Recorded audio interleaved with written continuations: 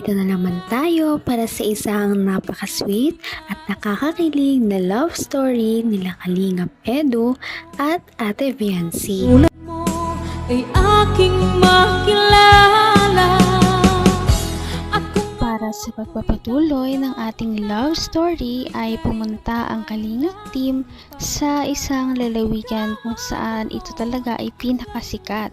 Dahil nga maraming nagmamahal sa Kalingap team ay nag-sponsor talaga ito sa kanila ng pang-outing nila papunta sa pinakakilalang Baguio.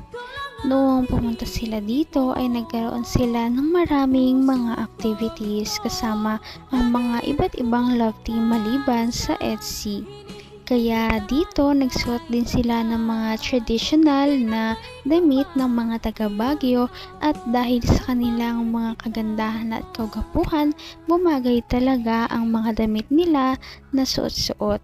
Kaya ito na nga ang mga pangyayari na talagang abangan natin.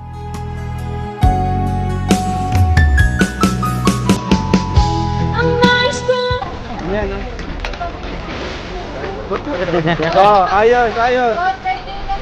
1, 2, ready. 1. Bilang, ayos, ayos. 1, 2, 3. Bora yung nalito.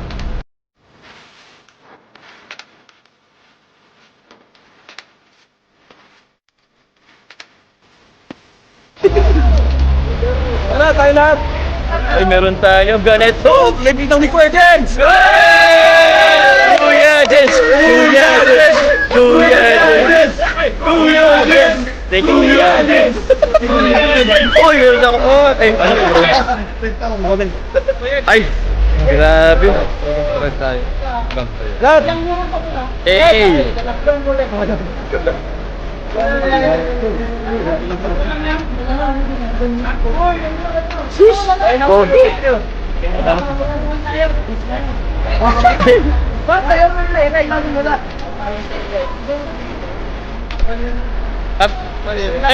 Hey!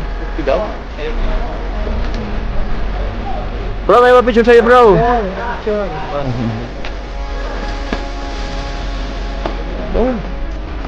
Saan po sa Bicol? Hey! Yun sa ating bayan, mga kabayan.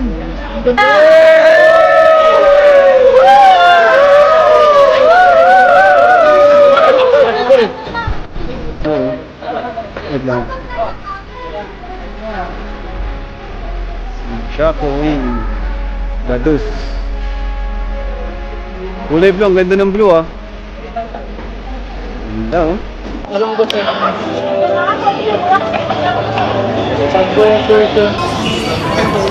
Ganda dito.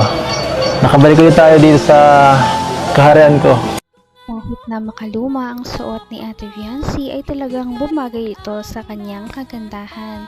Kahit ano talaga ang kanyang isuot ay bagay na bagay sa kanya ito. Kaya naman lalo talagang na-in-love si Kalingap Edu noong makita niya talaga si Ate Viancy na suot-suot ang traditional na damit ng mga taga Baguio at bagay ito sa kanya. Yun sa ating bayan, mga kabayan.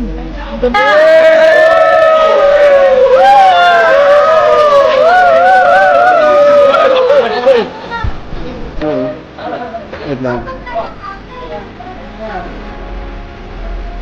Chaco Wing Badus. Kulay blue, ang ganda ng blue ah. Ganda oh.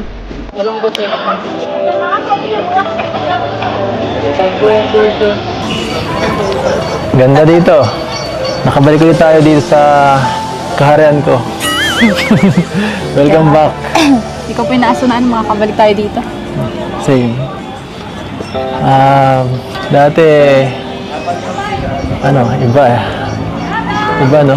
Wala pa tayong ganito. Mas maganda yung ngayon. Mas maganda to, partner. Welcome. Dati dito, dito tayo. Diyan pa ako nang pinapansin.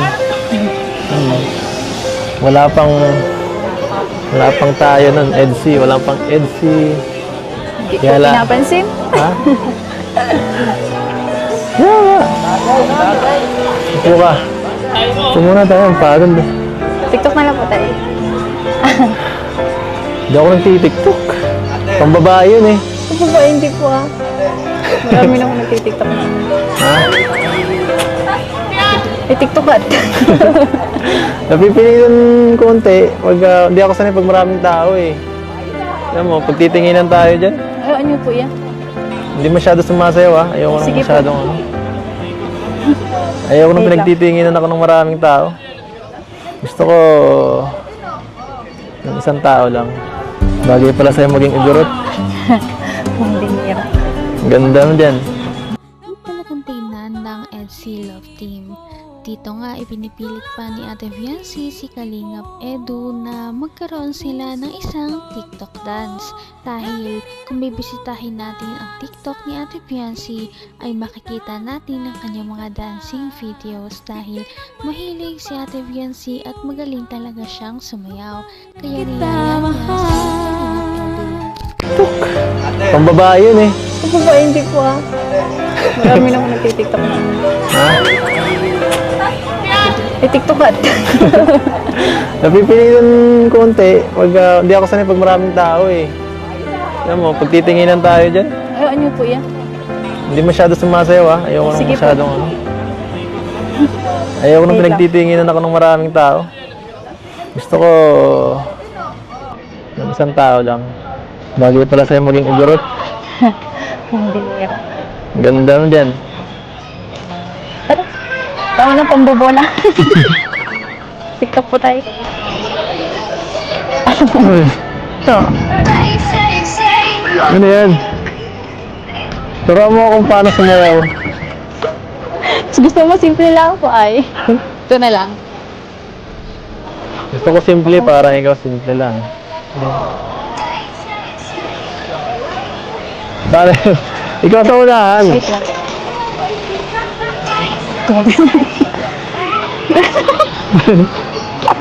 Ano? Ganun. Ganun? Ganun lang. 1, 2, 3, 4. Yan? Ganun. Ito pa muna. Wait. Okay? Na. Sorry. Tapos 1, 2, 3, 4, 1. So, ganun na lang po. Okay. Tapos, ganun ulit. Ulit. 1. Dito po. Yan. Ah. Ganun lang. Sige. Sige ba? Dapat viral yan ha. Basta ikaw, viral po yan. Uy. Siyempre, hindi naman talaga nakatanggi si Kalingap Edu sa request ng kanyang wifey. Sila ay sumayaw ng mga TikTok dances na makikita ninyo sa official na account ni Ate Fiancé sa TikTok. Nag-e-enjoy din naman silang dalawa kahit sabihin ni Kalingap Edu na ayaw niyang sumayaw ay halatang na-enjoy niya ang kanilang pagsayaw. Abot kamay na kita.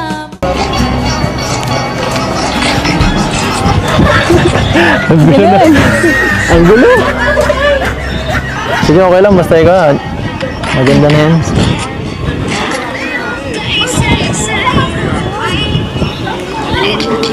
Ano? Ano? Lamig dito, grabe. Ay, sorry po. Yung jacket niyo po kasi andun sa Ha? Yung jacket. Sa van. Iniwan ko. Okay lang. Inunita na po ako. Lalam ka kasi. Ikaw kasi, hindi ka nag-jacket. Kaya... Hindi, manipis eh. Tapos naka-crop top ka pa. Hindi yan pan Baguio eh. Hindi ka naman native dito. Di pa tayo sa di ka pa sanay. No. Iwan ka na ng mga kasama mo. Ang ganda po dito sa karean niyo. Oo. Gusto mo Ano dito? po dito tumira? Gusto mo dito tumira? Joke lang.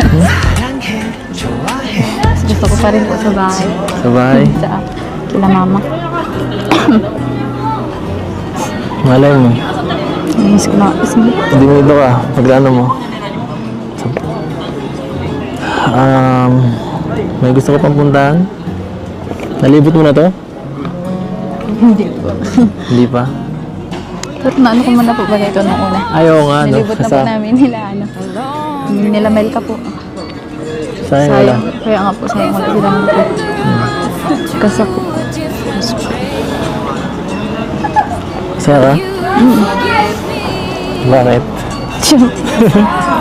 Nakabalik po ulit dito. Nakasama po ulit. Nakasama ulit tayo sa Tapos birthday. may mga bago pong angels. Kasama. Oo nga, no? Sinong pinakaya mo sa kanila? Wala po. Bigay ng may kapal. Hindi talaga makakalimutan ng EDSI Love Team ang pagpunta nila sa Baguio dahil sobrang memorable nito at marami pa nga silang mga ginawa na makikita din ninyo sa aming mga susunod na video. Sana ay marami pang mapuntahan ng EDSI Love Team dahil nakakatuwa silang panoorin. Napaka-sweet talaga nila at napakabait ng tambalang ito kaya maraming sumusuporta.